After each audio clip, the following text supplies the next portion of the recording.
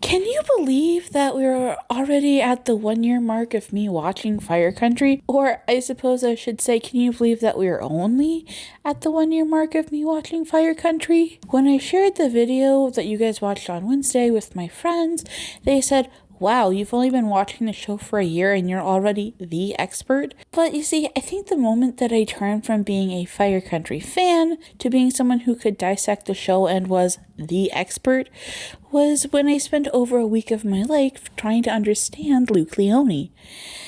Yes, that's right. My first question on ChatGPT may have been who Bodhi's safe people were, but the first problem that I was trying to dissect on ChatGPT was Mr. Luke Leone himself. On the one hand, Luke is just a giant ball of chaos that I love. On the other hand, it really did seem like he was trying to beat the shit out of Manny because he thinks that Sharon is in love with him. I no longer think that's the reason he was trying to beat Manny up, but you're gonna have to wait and to hear my thoughts on why he beat Manny up until we get around to my season 2 essay series. And season 3, well, I might still talk about that in season 2. We'll see. Actually, I'm surprised that nobody from my mom to the members of Fire Country Book Club have asked me about why I haven't talked about Luke and Manny yet. In fact, sometimes it feels a little impossible to talk about Luke without Manny coming up because, I think the only episode that Luke is in where Manny doesn't come out of his mouth is At the End of My Rope. And I suppose more recently also Goodbye for Now. Also, since we're on episode number 20, this is right about the time where I start talking about season 4. However, unlike normal, where the characters are demonstrating the pattern that I'm about to explain to you, Luke allegedly has character growth, but we need to understand where he started and why before we can get into that. Manny is right there in Luke's first episode. Luke says congrats to Bodhi on becoming first Saw, and then he and Manny have a quick catch-up where Luke shares the news of his new title. Manny teases him that he's always been a title guy. Luke pokes around a bit in addition to hanging out with Bodhi, and at the end of the episode, he has a Smokies conversation with Manny. It started out as a friendly one where they recalled taking shots of Malort together. However, it quickly turns negative and Manny leaves after downing his drink. The next time we see Luke again is at Smokies when Sharon hits the menu out of his hand. He decides in a split second to take the fault for Vince, and she exiles him from her emotional circle. However, as we've talked about, Vince can't keep the secret to himself. This causes Sharon to let Luke back into her life. It works for all of maybe an hour or two until he asks for an affair and she kicks him out. Then the last time we see him in the first 16 episodes is when he shows up at the kidney raiser to play in Vince's band. Sharon accidentally tells Vince that she and Luke are not getting along. Then Luke confesses, which really pisses Sharon off. So with both Sharon and Vince pissed off at Luke, he decides to bounce until he's invited back. And that's it. I know you're wondering, gosh, author, that was like less than 3 minutes. Why does this have its own video essay? Couldn't you have slotted this into Luke's part 1 essay? And the answer is I can't. Because you see, Luke and Manny's relationship isn't about their actual screen time together. It's about what Manny represents for Luke and his relationship to his brother and sister-in-law. It's very easy for many, including me initially, to sum Luke's issues with Manny up as romantic jealousy, that if Sharon's going to have another man in her life, Luke wants it to be him, which is kind of funny because Manny could not care less about dating Sharon, and as of late, he has no time for the issues in her personal life. But romantic jealousy isn't really the core of the beef that Luke has with Manny. It's a symptom of a bigger issue. What I walked you through was the surface level summary of the plot, not the good in-depth stuff you're used to hearing from me. So I'm going to walk you through those events again and add context to them. Because you see, it's not the events or the words themselves that matter here. It's what they mean for the characters. When I do that, hopefully you'll start to see the bigger picture. I've talked extensively about Sharon having Manny keep Bodhi at 3 Rock, but there's another piece of it I want to talk about here. When Luke first shows up at Three Rock, it seems like he went to Bodhi and was catching up with an old friend Manny, but we know he was poking around. While it's never explicitly stated, I think that based on the Station 42 essay, we can deduce he's looking for poorly buried bodies, which he finds when the CO Corey Whittaker tells him that Sharon showed up at Three Rock and Manny went from sending Bodhi away to letting him stay. Then we see Manny and Luke at Smokey's, and Luke is openly looking for intel, but instead of Manny saying, yeah, here's what happened, Manny says, don't ask questions you don't want to know the answer to.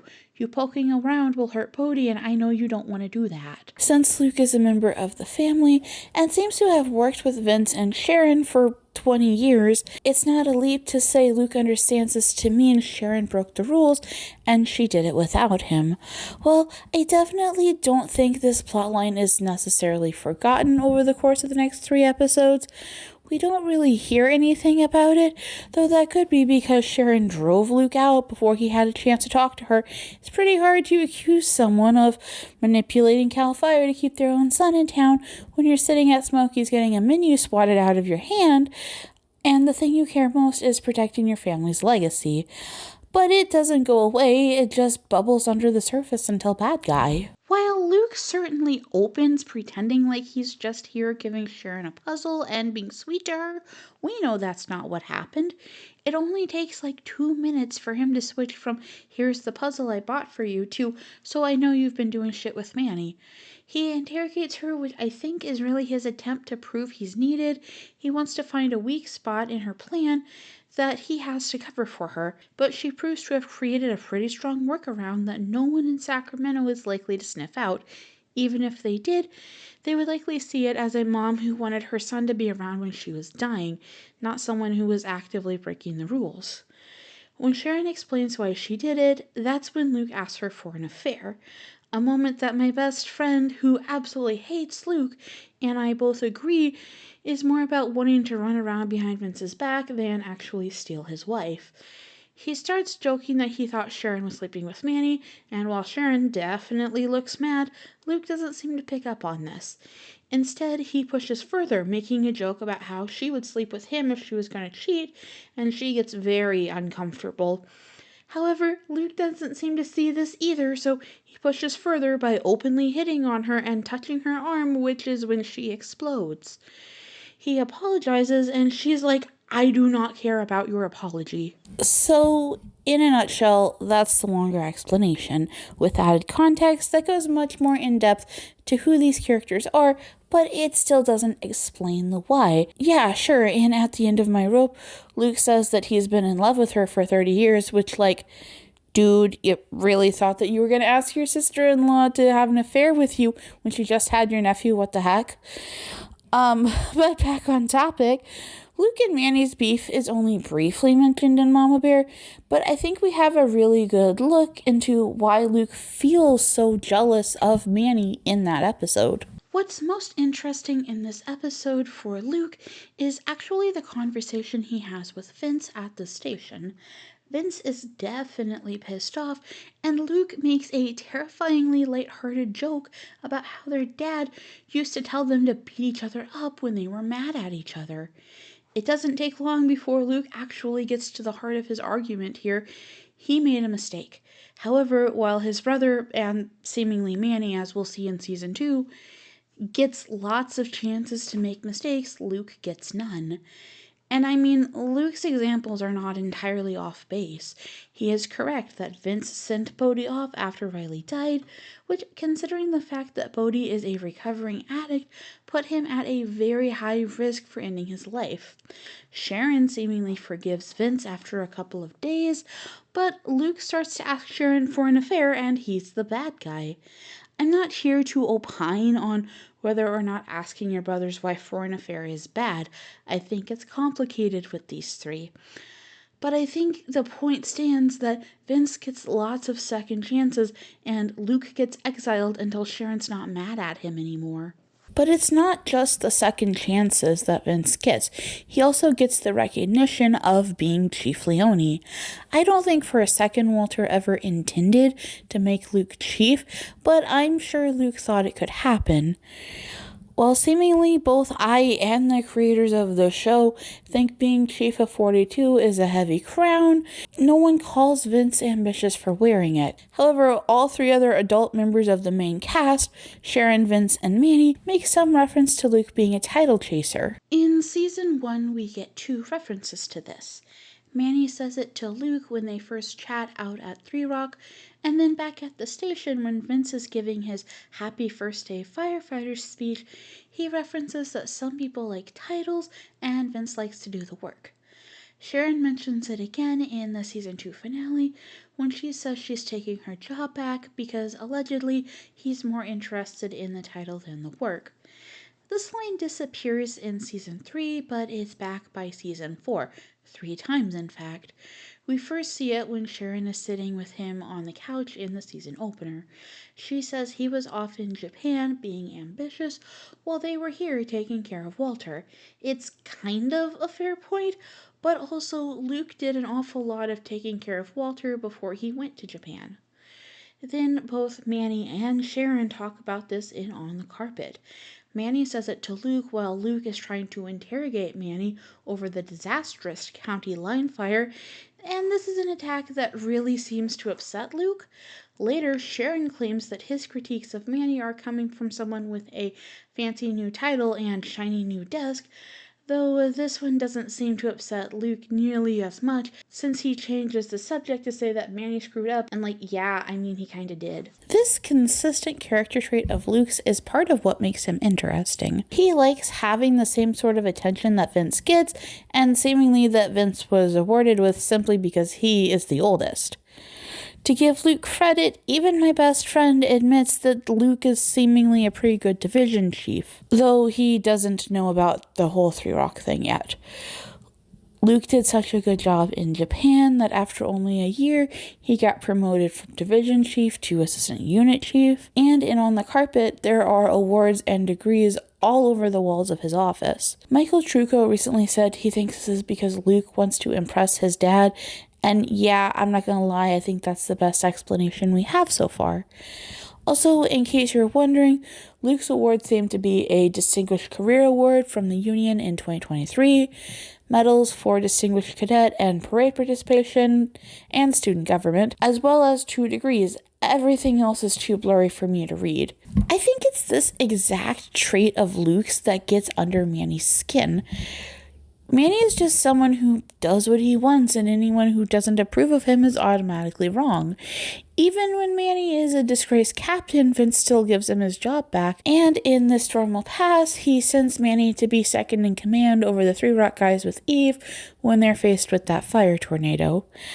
Speaking of Manny, I suppose the title of this video is something like, Has Luke Leone Actually Changed? I recently read an article in TV Insider where they argued that Luke had grown past his jealousy of Manny, and I understand it looks like that. I mean, he's no longer yelling at him or trying to convince people that Manny is terrible, but I don't think that Luke has actually matured as much as he's figured out the shape of things he's allowed to get away with. I mean, after all, he did grow up with an abuser, and that in and of itself requires someone to be able to move through space aware of what could possibly get them in trouble. It's a skill that's transferable to non-abusive relationships, too. In Goodbye for Now, Manny and Luke don't interact at all. That being said, it is heavily implied that they are trading off and taking care of Sharon. Mickey may or may not be a part of that. They get their first scene of the season together in Fresh Start. Luke has somehow managed to pick up one shift at 42 before his promotion to work in Sacramento, and he's decided that this is the shift where Bodhi becomes a full firefighter. And just like how it's ambiguous as to whether or not Manny made things worse between Vince and Bodhi and get some be safe, I don't quite think there's enough information to say that Manny intentionally did not put Bodhi and Luke on a fire together. However, one would hope that as 42's battalion chief and someone who was helping Bodhi with his Proby book, Manny would have known that Bodhi's last Proby task was to abate fuels and materials. If that's the case, Manny is just being a jerk by not letting Luke be the one who does it with Bodhi. But Manny's plan doesn't work. You see, as a Leone, Luke actually decides that he gets to redefine the rules however he wants. He declares shotgun shells to be potential fuel, which is fair considering the mess they caused in A Cry for Help, and he signs the last task in Bodhi's probie book, therefore officially being the one to certify that Bodhi is now a full firefighter. We get Luke and Manny again just 2 episodes later in On the Carpet, when Luke is in charge of investigating Manny's misconduct. It's Luke's very first hot wash, and unlike Erica's investigation in No Good Deed, where she called in lots of members of Station 42, the only people Luke calls in are Manny and Sharon. While I enjoyed the ensemble approach by Erica, it's very clear that Luke has an agenda, though admittedly I thought that agenda was going to be to fire Manny. However, since Luke cares about his family's legacy, that means caring about Vince's legacy, which means defending Vince's choices, including the choice to reinstate Manny. But for those of you who think Luke and Manny are on good terms, let me remind you now that he who giveth can taketh away. Am I saying for sure that Luke is going to lose it with Manny coming down on him at some point? I don't know. But what I am saying, it's not outside the realm of possibilities. Also, maybe this is just me, but I feel like Luke really enjoyed interrogating Manny and also trying to convince Sharon that Manny caused all the problems in the county line fire, which he kind of did. But, for now they are getting along. I can't quite decide whether or not I enjoy them getting along, especially since it seems effortless on Manny's part and like a real hassle on Luke's part. However, I will admit that it is shown over and over again that it seems to be Sharon's berserk button whenever Luke does something to mess with Manny. I can't exactly say why this is, and I hope that we get more information about her attachment to Manny, but it kind of does seem like maybe he was the first, or perhaps the only besides Bodhi, inmate firefighter she managed to help from inmate 2 firefighter. Alright, I have moved my confession time to the end of the video for just this once. I know that the last several months I've been teasing that I have such a good finale planned that I wasn't going to tell anybody, not even my mom. And I still have such a good finale planned that I'm not going to tell anybody, not even my mom. However, the planning for this essay series took place in August, and I didn't actually know what version of the finale I would be doing for this series. Because you see, I wanted to make sure that if this was the last season, that I wrapped this series up not just at the end of the season, but at the end of the series. However, thankfully, Fire Country will be back in October on CBS if past patterns are any indication. So that means I can go ahead with Plan A. This means the next 3 essays that you will be watching are going to be me going through the last 6 episodes of Season 1, 2 at a time, and I collectively call these 6 episodes the Drugs at Camp arc. My hope is that by the last one, you'll understand exactly why everything happened the way it did in that parole room. Because even though we were completely stunned when we watched it the first time, I'm pretty sure when you put all the pieces together, you can understand what they're going for. Actually, I'm really excited for this essay series because actually when I put this essay and my Luke Part 1 essay into ChatGPT to be like, is this a comprehensive look at this character? They were like, author, you forgot something. And I was like, nope, I did not. I am saving that for at the end of my rope. So you'll have to see how all these character arcs that I've been building over these last several months all collide, convene, and end up in that room the next time. All right, bye everybody.